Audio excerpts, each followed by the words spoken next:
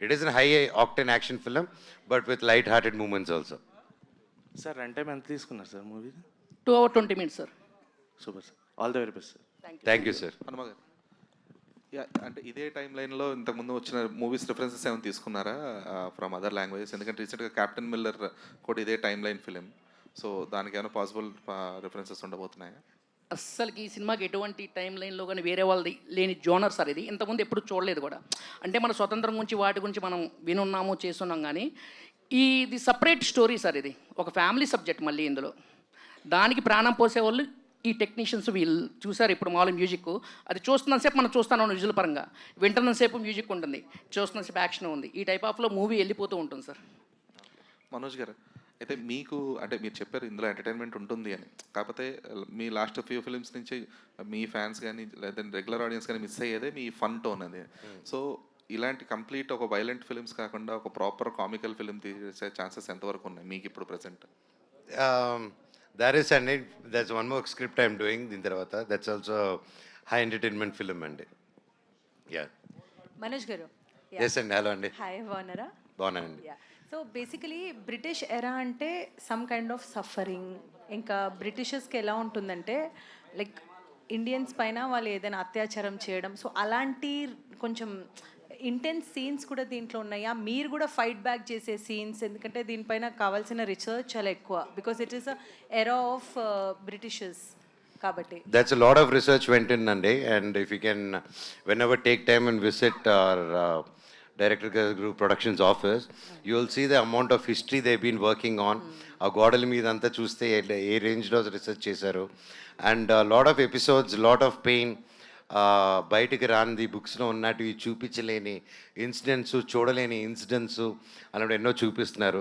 అలాంటి సిచ్యువేషన్ అప్పుడు డేవిడ్ రెడ్డి అనే ఒక క్యారెక్టరు వీడు తిరగబడి ఉంటే, ఒకడు గమ్మున ఉండకుండా, సిస్టమ్కి భయపడి గమ్మున ఉండకుండా, ఆ సిస్టంలో ఒకటి తిరగబడితే ఎలా ఉంటుంది అనేది డేవిడ్ రెడ్డి అండి. డేవిడ్ రెడ్డికి కావాల్సిన ఇది ఏంటంటే ఆ different kind of mind set ఉండాలి, ఆ మూడ్ ఉండాలి, ఆ స్ట్రెంగ్త్. అంటే ఎక్కువ జిమ్కి వెళ్తున్నారా ఆర్ ఎల్స్ రన్నింగ్ చేస్తున్నారా? ఆ మూడ్లో ఎలా వస్తున్నారు మీరు? ఏంటి అది అంటే ఆ మూడ్ ద సెన్స్ 24 hours ఆ మూడ్లోనంటే మా ఆవిడ నన్ను ఇంట్లో నుంచి పంపించేస్తుందండి. సో ఆ మూడు it's definitely when I come, director గారు briefing and his detailing of work and the characterization and yeah, ఒక నీతి కోసం, ఒక మంచి కోసం నిలబడడం అనేది కొత్తగా నేర్పి అక్కర్లేదు ఎవరు, అది అందరిలోనే ఇన్బిల్ట్ ఉంటుంది. సో అది సిచ్యువేషన్ బట్టి బయటకు వస్తుంది, అండ్ దానికి తగ్గ సిచ్యువేషన్ డైరెక్టర్ గారు రాసి పెట్టారు. సో ఏమంటున్నారు మోనిక గారు, చూసారా? అక్కడున్నారు, వెళ్ళి అడగండి. No, they really liked it అండి. Thank you so much. Yeah, Manoj గారు హాయ్. హలో అండి. First of all congratulation, glimpse ఆసంగా ఉంది, చాలా సూపర్గా ఉంది. Thank you. నా క్వశ్చన్ ఏంటంటే సార్, అంటే చాలా వరకు మీ సినిమాలు రా అండ్ రస్టిక్ చాలా చూసాము. సో చాలామంది ఫ్యాన్స్, మనోజ్ గారి ఫ్యాన్స్ మంచి లవ్ స్టోరీ ఎక్స్పెక్ట్ చేస్తున్నారు. ఎప్పుడు రాబోతుంది ఒక మంచి ప్యాడింగ్తో? లవ్ స్టోరీ వచ్చినప్పుడు చెప్తానండి. సుందర్ మాస్టర్. హనుమ, సుందర్ మాస్టర్ చాలా వైలెంట్ ఫిలిం అన్నారు కదా డైరెక్టర్, వైలెంట్ ఫిలిం అన్నారు కదా, so violent story come violent అండి. అదే, బట్ అంటే ఇది మోస్ట్లీ ఏ సర్టిఫైడ్ ఉండబోతుందా? రాదండి ఏ సర్టిఫికేట్ ఎవరు, ఎందుకంటే అంత ఇదిగా అంటే ఒక లైవ్ యాక్షన్ మూవీ సార్ ఇది. మరి బాంబులు వేసుకొని పొడుచుకొని ఈ టైప్ ఆఫ్ ఉండదు, లైవ్గా వెళ్తూ ఉన్నప్పుడు జరిగేటువంటి యాక్షన్స్. అంటే మీరు అడిగే క్వశ్చన్ బిట్ సీన్స్ లేవండి. సుందర్ ఏ మాస్టర్. సర్టిఫికేట్ కాదు. మనోజ్ గారు, Sir, can you pass the mic to Sundar Master garu? Yeah. So hi sir. Hi, sir. Myself Hema Malini here. Sir, actually చెప్పండి మేడం. 60 days of work మీరు చేశారు అని చెప్పారు కదా. They have taken your 60 days of your whole complete work. అయితే how many fight sequences are there in this story, sir? Many more fight, ma'am. Full action movie. Yes, so many action. Okay. Sir, like in every stunt there will be some difficulties. So alanti difficulties unna stunts enni choreograph chesaru? Any number like 4 or 5? Six fight, big fight, 6 fights. 6 fights unnaya sir. Okay. Bharat garu and Venkat garu, next question. I just want to hear from Bharat garu. Bharat garu మాట్లాడలేదు కాబట్టి. Sir, అంటే హనుమ గారిది is like first first director ఆయన, ఇదే first film.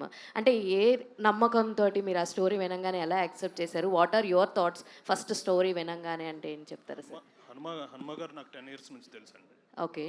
ఈ story starting కాడ నుంచి నేను ఉన్నాను. ఐ నో ఎవరి బిట్ అది. ఈ స్టోరీలో చాలా డెప్త్ ఉంటుంది, అది చెప్పలేము ఏది చెప్తే లాట్ ఆఫ్ సర్ప్రైజెస్. మేకింగ్ పరంగా కానీ స్టోరీ పరంగా స్ట్రక్చర్ పరంగా ఇది చాలా బాగుంటుంది ఈ సినిమా.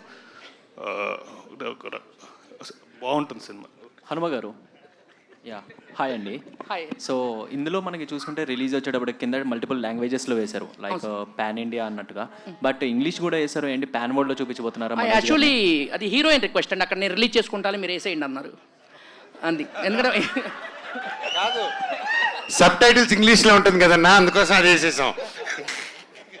మనోజ్ గారు, లండన్ హీరోయిన్ సార్ మన దాంట్లో. సో తను నేను చూసుకుంటానండి. సరే వాళ్ళు చూసుకుంటారండి, మనకు పోయేదే ఉందని. ఓకే. మనోజ్ గారు, మనోజ్ గారు, మనోజ్ గారు, మనోజ్ గారు. హాయ్ హలో అండి. హలో అండి. సో మనోజ్ గారు సెకండ్ ఇన్నింగ్స్ స్టార్ట్ చేసిన తర్వాత సో ఒక వైల్డ్ పర్సనాలిటీని చూస్తున్నాము మీలో, యాక్టింగ్లో స్పెషల్లీ. బట్ ఇందులో ఆ వార్ డాగ్ అనే బైక్ని ఏదైతే చూపించారో అది చాలా అట్రాక్టివ్గా ఉంది. సో అదేమైనా స్పెషల్గా డిజైన్ చేయించారు? ఎస్ అండి, that speed of David Reddy. And war dog అనేది ఇతను సినిమాలో అది చెప్పలేదు కదా, అదే ఓకే అది చెప్ ఇండియన్ డాగ్స్ అని పిలుస్తారు కాబట్టి ఇతను వార్ డాగ్ అని ఇతను ఒక వార్ మిషన్ రెడీ చేసుకొని వాళ్ళని తగిలిపెట్టే ప్లాన్లో ఉంటాడు అనమాట. సో అందుకే ఫైర్ అంతా చూస్తారు. అండ్ ఆ బైక్ స్టోరీ చెప్పాలంటే మన నాగార్జున ప్రభాస్ గారి సినిమా కల్కి ఉంది కదండి, దాంట్లో బండి తయారు చేసిన అసలు బుజ్జిని తయారు చేసిన టెక్నీషియన్ అనమాట ఆయన. సో ఒక కొత్త ఎన్ఫీల్డ్ బైక్ కొనుక్కొని దాన్ని రెడీ చేశారు. ఫొటోస్ పంపిస్తున్నారు. ఫస్ట్ కాన్సెప్ట్ ఫోటో చూసారు, అదిరిపోయింది సార్ అన్నారు. యాడ్ చేస్తూ వేసారు, యాడ్ చేసుకుంటూ వెళ్ళారు.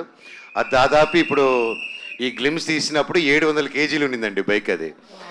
అది ఇచ్చేసి సార్ నేను కూర్చున్నా, మామూలుగా ఎన్ఫీల్డే కదా ఏదైనా తోలేయచ్చు మనం అని కూర్చున్నాను. స్టాండ్ తీసి అక్కడ ఉంది సార్, కొంచెం ముందుకు వచ్చేయండి అన్నారు. ఆయన గేర్ వేసినట్టే వేసి ముందుకెళ్ళి అది ఒక్క సైడ్ వాలిపోయిందండి.